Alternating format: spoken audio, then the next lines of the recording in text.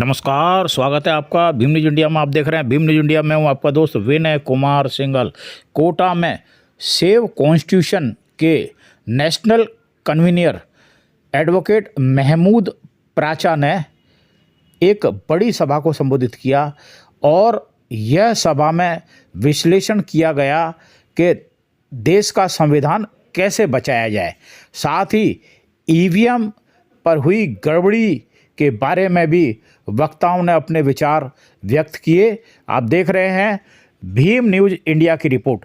लोकतंत्र बचाओ समिति द्वारा यह आयोजन किया गया था। इसमें राष्ट्रवादी वक्ताओं ने बेबाकी से अपने विचार रखे। अब देखना है आगे क्या कार्रवाई होती है।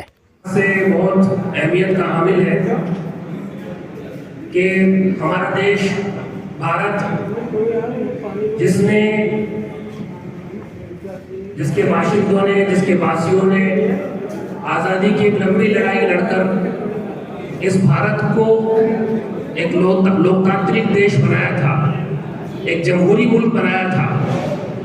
आज आप देख रहे हैं पिछले 10-11 साल से इस लोकतंत्र पर, इस जमहूरियत पर खतरे के बादल मंडरा रहे हैं और ये इस देश के लिए जमहूरियत को कायम रखना, लोकतंत्र को कायम रखना ये बहुत जरूरी है। मैं भाईचारा, यही पैगाम हमारा। कवि प्रदीप का गाना है, चाहते कोई there is no difference between all the people, free and fair election नहीं होगी। जो चीजें जो भटकाव भी आ रहा है तो डेफिनेटली इंटरनल डेमोक्रेसी खत्म होगी and politics becomes a very very lucrative business, जिसके लिए टिकटों के लिए कैसी मारामारी होती है, मतलब आप कल्पना भी नहीं कर सकते।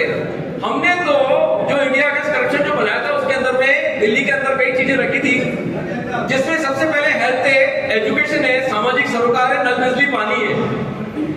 भैया ये प्रायोरिटी है, इस प्रायोरिटी को चेंज मत करना। हम नेशनल काउंसिल में फाउंडर मेंबर रहे, कोशिश करिए कि ये प्रायोरिटी चेंज नहीं हो। मेरा आपसे एक और अनुरोध है कि बहुत सारी बातें हुई, ईवीएम का डेमोन्स्ट्रेशन हो रहा है, सब कुछ हो रहा है, लेकिन एक चीज आप सब कुछ कर सकते हैं कि ये जो जब वोट पड़ते हैं तो पोलिंग एजेंट भी जाते हैं, सभी पॉलिटिकल पार्टियों के पोलिंग एजेंट रहते हैं। एक एक वोट का आपको पता होता है दर्ज होकर जाता है, कितने लोग अंदर गए। दैट कैन बी रिफ्लेक्टेड, मतलब 2 लाख के अंदर में एक ऐसा सॉफ्टवेयर बन सकता है जिसके अंदर में बाहर पता चल जाए कि इस पोलिंग बूथ के अंदर में कितने लोग हैं। ये तो पता हो जाता है विद इन 2 लाख रुपीस पूरे हिंदुस्तान के अंदर में हो सकता है कि कितने वोट डाले, सबको पता हो जाता है कि इतने वोट डाले। लोग एक दूसरे को जानते नहीं है। महाराष्ट्र के अंदर में ऐसे ऐसे रिजल्ट जब आए हैं कि लोग बोलते हैं कि हमने तो उसको दिया ही नहीं, कैसे जीत गया। तो भगवान ने तो जिताया कि नहीं, चलो भगवान पे भी विश्वास रखते हैं, भगवान ने जिताया नहीं, वोट कहां से आ गए, ईवीएम के अंदर वोट कैसे घुस गए। ये तो अगर जागरूकता और सजगता रखी तो चोर तो पकड़ में आता है।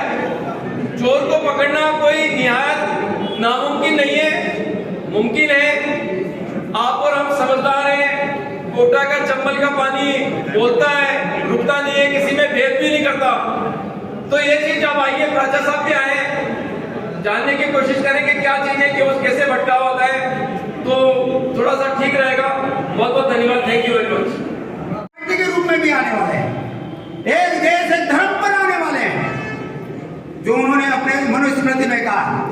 एक देश एक भाषा के रूप में हिंदी को जिस तरह से वो पूरे देश की एक मातृभाषा के रूप में परिभाषित करना चाहते हैं, स्थापित करना चाहते हैं, वो इस देश के अंदर एक देश एक पहनावा, हर तरह से कपड़ों से पहचाने जाओगे। आप सबने सुना होगा, देखा होगा, कपड़ों से पहचाने जाओगे कौन देशभक्त है, कौन देशद्रोही है, ये कपड़ों से पहचाना जाएगा। उनके कुछ लोग ठेलों पर जाकर के जांच कर रहे हैं, नाम पूछ रहे हैं, ठेले पर अपना नाम लगाओ, तुम कौन हो, तो आप नाम से पहचाने जाओगे, आप शक्ल से पहचाने जाओगे आप कौन है।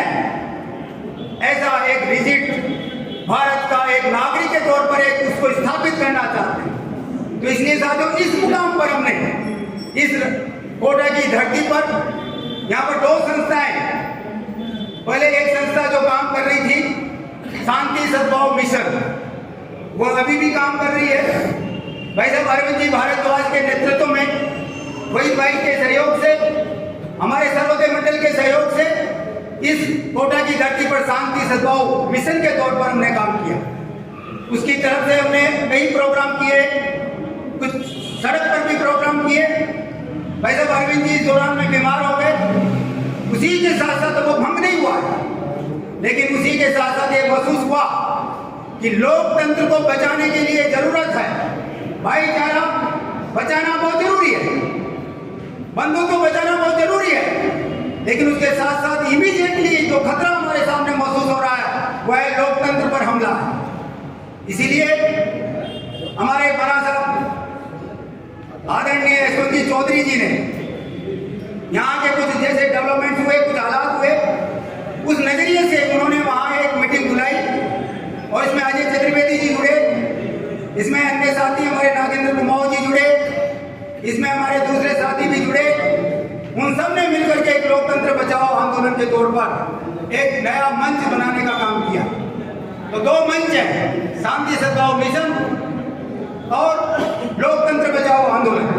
ये दोनों संस्थाएं एक दूसरे की पूरक है। हम दोनों संस्थाओं को साथ साथ चलाएंगे आने वाले समय में। इसलिए आज इस मुकाम पर लोकतंत्र को बचाने के संदर्भ में एक प्रमुख सवाल है, वह है कि हम कैसे चुनाव में जो धांधलियां हो रही हैं और चुनाव के माध्यम से सत्ता तक पहुंचने की जो कोशिशें हो रही है, उस एक पर्टिकुलर पॉइंट के ऊपर ईवीएम के सवाल पर, EVM free India, EVM free election, इस बेसिस पर जो है आज प्राचा साहब को, मोहम्मद प्राचा साहब को आज आमंत्रित किया गया है इस व्याख्यानमाला में, और इस व्याख्यानमाला को आगे भी जारी रखे जाएंगे। हर तरह के अन्य मसलों को लेकर के हम आने वाले समय में इस आयोजन को जारी रखेंगे। यही बात करते हुए आप सबका फिर एक बार और इस लोकतंत्र बचाओ आंदोलन की तरफ से और शांति सद्भाव मिशन की तरफ से आपका स्वागत है। धन्यवाद। विपक्ष अपना काम करता है, लेकिन उस अंदाज में नहीं कर पा रहा जिस अंदाज में उसको करना चाहिए।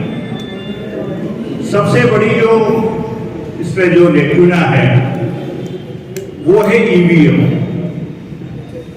ईवीएम जो मशीन है, इसके बारे में हमेशा लोगों के अंदर एक भ्रांति रहती है, हमेशा एक सोच रहती है। कभी तो लगता है कि ईवीएम बहुत सही काम कर रही है, कभी लगता है कि ईवीएम में गड़बड़ी है।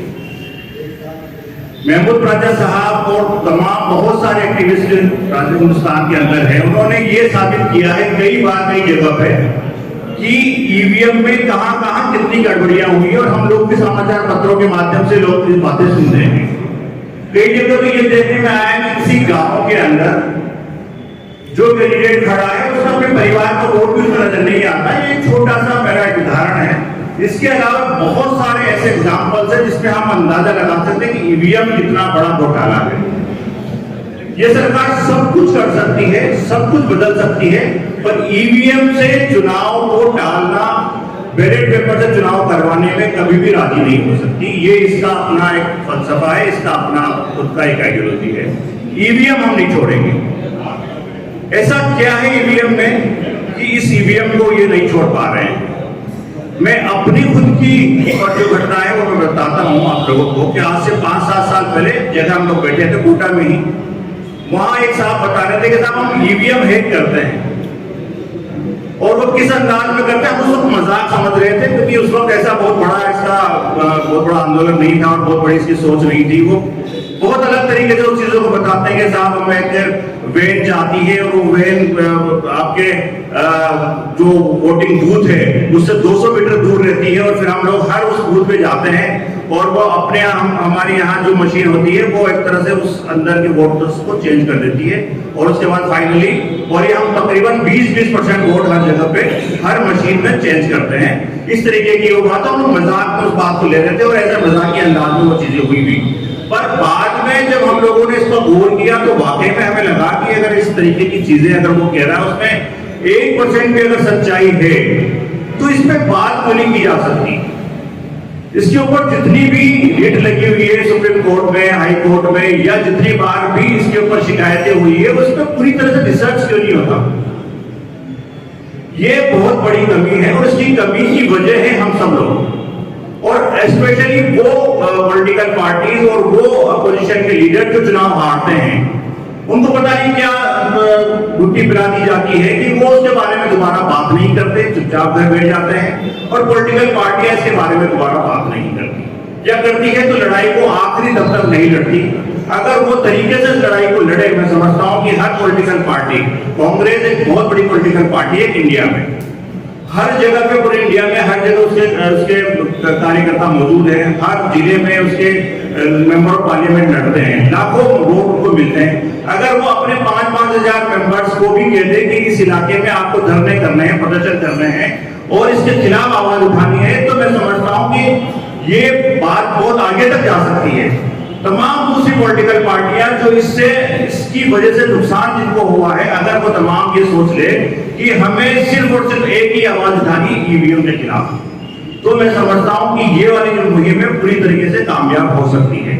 अगर ईवीएम एक ऐसा मुद्दा है जो सबसे बड़ा मुद्दा भी इस देश के अंदर बन गया है, भ्रष्टाचार छोड़ दीजिए, बेरोजगारी छोड़ दीजिए, अगर ये सरकार रहेगी तो तमाम काम करेगी, और ये जनता के वोट से सरकार नहीं बन रही है, ये ईवीएम के दम पे सरकार बन रही है। इसको जनता के मुद्दों से कोई लेना देना नहीं है। जनता के मुद्दों से क्या, उसको पता है ना कि मुझे जनता से क्या लेना देना, मेरा काम ईवीएम कर रही है तो वो ईवीएम की ही बात मानेगी, आप लोगों की बात नहीं मानेगी। तो पहला हमारा मकसद ये होना चाहिए कि हम ईवीएम के खिलाफ सब लोग खड़े हो जाएं और ईवीएम के खिलाफ पूरे हिंदुस्तान के अंदर एक मुहिम चला दें कि ईवीएम से नहीं, हम बैलेट पेपर से वोट चाहते हैं।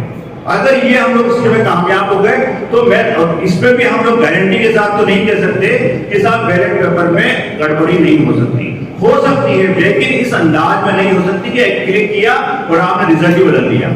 वहां तो बहुत कुछ करना पड़ेगा, आपको फिजिकली बहुत सारा काम करना पड़ेगा, उसमें बहुत सारी चीजें ऐसी हैं जिसको हम ट्रैक कर सकते हैं, जिसको हम पकड़ सकते हैं।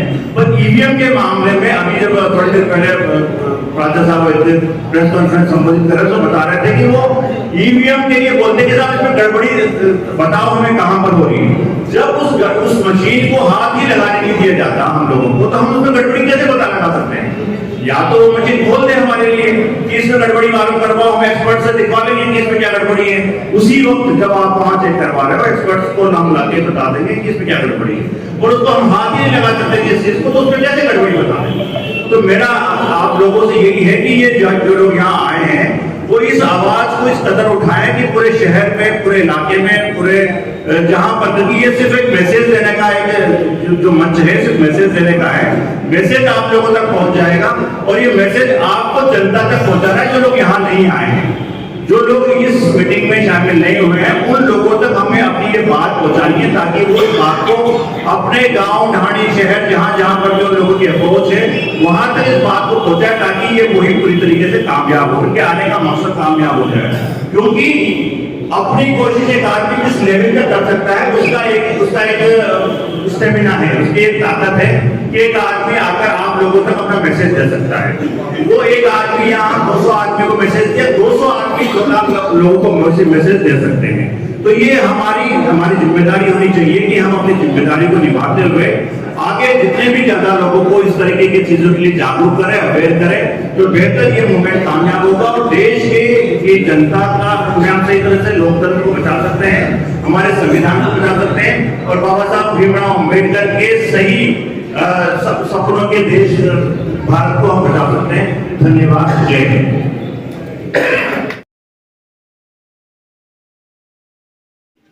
आप देख रहे थे भीम न्यूज इंडिया की रिपोर्ट। यदि आपको हमारे द्वारा दिखाई गई खबरें पसंद है तो प्लीज़ हमारे चैनल को यूट्यूब पर सब्सक्राइब कीजिए, लाइक कीजिए, शेयर कीजिए, कमेंट्स कीजिए। भीम न्यूज इंडिया के फेसबुक पेज को भी आप फॉलो कर सकते हैं। अपनी खबरें हमें 9414317167 में भेजिए, हम दिखाएंगे पूरी दुनिया में। बने रहिए हमारे साथ। न्यूज़ अपडेट के लिए आपका बहुत बहुत धन्यवाद।